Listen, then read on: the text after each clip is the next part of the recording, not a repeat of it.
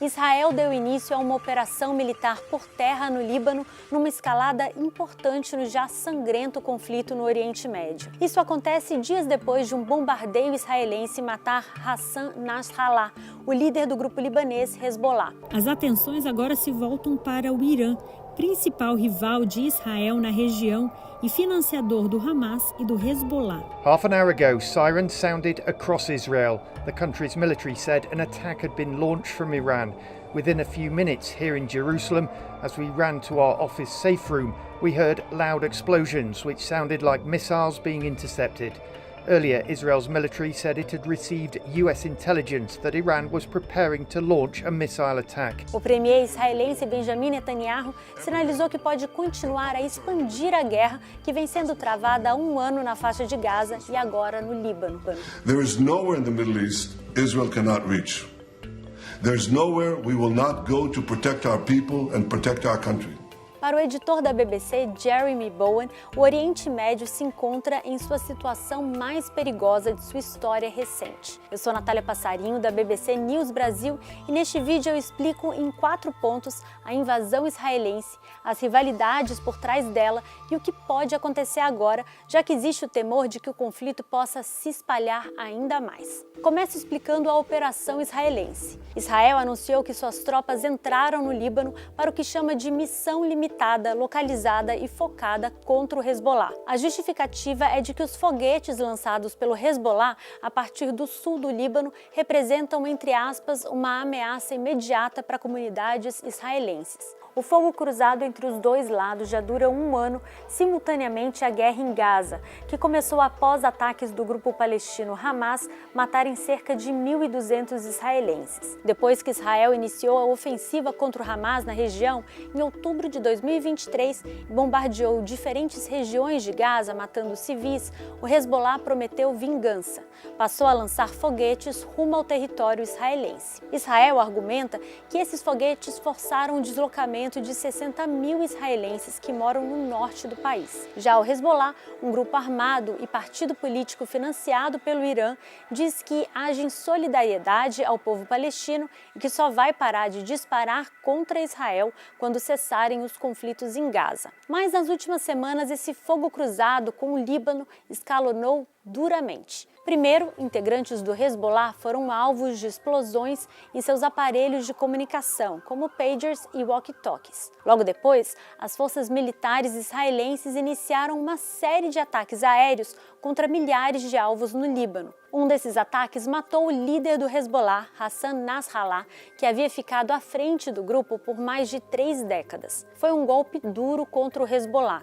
O grupo tem bastante influência política e militar dentro do Líbano, ao mesmo tempo em que é considerado terrorista por Israel e alguns dos seus aliados ocidentais. Com a escalada da ofensiva, explosões agora são ouvidas constantemente em diversos pontos de Beirute, afetando também dezenas de milhares de civis sem vínculo com o Hezbollah.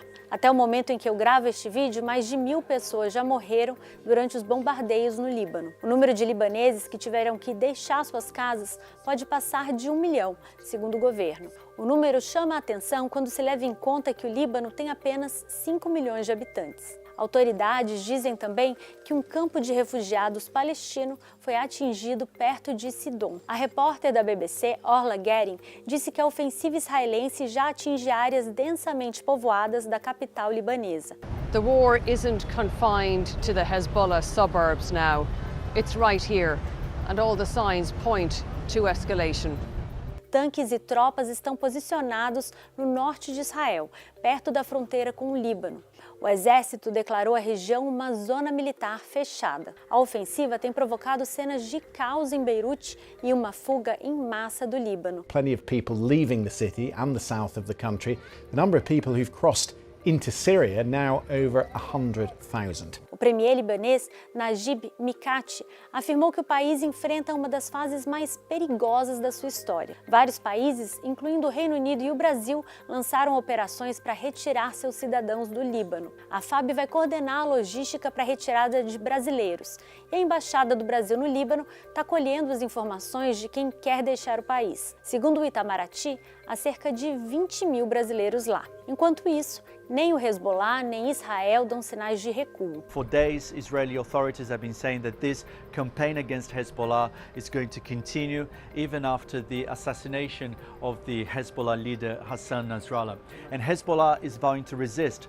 The group's number 2, Naim Qassem, gave his first public speech since the assassination of Hassan Nasrallah. He said fighters were ready to confront any ground invasion, and he also said Israel would not achieve its goals. O Hezbollah está consideravelmente enfraquecido pela ofensiva, mas continua fazendo disparos contra o norte de Israel, alvejando tropas israelenses na fronteira. O Hezbollah costuma ser descrito como um estado próprio dentro do Líbano. Tem representação política no parlamento do país e comanda uma milícia fortemente armada, mais forte até do que o exército formal libanês. O grupo surgiu nos anos 80 em reação a uma outra invasão de tropas de Israel ao Líbano, em 1982. Na época, os israelenses chegaram a ocupar Beirute e ficaram por lá por cerca de 2 meses. Quase 20 mil pessoas morreram durante a invasão, em sua maioria libaneses. Diferentes milícias tentaram combater as tropas israelenses remanescentes dentro do Líbano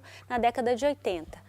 E ao longo do tempo elas se uniram, formando o que conhecemos hoje como Hezbollah. Aliás, a ação terrestre israelense também traz à tona as memórias da guerra de 33 dias entre o Hezbollah e Israel em 2006. Naquela ocasião, depois de 8 soldados israelenses terem sido mortos e 2 capturados pelo Hezbollah, os dois lados entraram em confronto direto. Assim como agora, o grupo libanês fez disparos de foguetes contra Israel, que bombardeou cidades libanesas e invadiu o país. Israel is determined to do as much damage as it can to Hezbollah in as short a time as possible. Mas essa invasão por terra em 2006 não foi um sucesso para Israel. Apesar da guerra ter terminado sem um vencedor claro, o Hezbollah não saiu enfraquecido do conflito. Ele ampliou consideravelmente seu arsenal militar e o número de combatentes. Hoje, graças ao financiamento do Irã, o grupo possui entre 120 mil e 200 mil foguetes e mísseis e diz contar com 100 mil combatentes, embora estimativas independentes calculem que esse total seja, na verdade, de 50 mil. Agora, aliás, as atenções se voltam para o Irã, que já lançou mísseis contra Israel horas depois da invasão ao Líbano. A dúvida é qual vai ser a escala da retaliação dessa potência regional aliada do Hezbollah. Iran has a whole galaxy of allied militias around the Middle East. As well as Hezbollah, they've got the Houthis in Yemen and armed groups in Syria and Iraq. Iran could ask these to step up their attacks on both Israel and US bases in the region. But whatever response Iran chooses, it will likely calibrate it to be just short of triggering a war it cannot win. Israel, enquanto isso, também fez ataques contra alvos na Síria e no Iêmen, que teriam ligações com o Hezbollah e o Irã. O editor da BBC, Jeremy Bowen, diz que desde o assassinato de Nasrallah, já está claro que o Oriente Médio está no meio de uma guerra mais ampla. I was talking to a senior diplomat here in Jerusalem today, and we were trying to work out if there was a time in the Middle East either of us could remember or identify where the region faced such a complex and dangerous series of crises, and frankly I couldn't think of one. Those who are left in Hezbollah, and they still have formidable forces, experienced, armed, they have to decide how to use those weapons. Iran has to decide what to do next, not simply militarily, but because for years now it's relied on a network of allies, of which Hassan Nasrallah and Hezbollah were the most prominent, the so-called axis of resistance. Now, that strategy, relying on that, seems to have taken some massive blows, have a huge hole in it.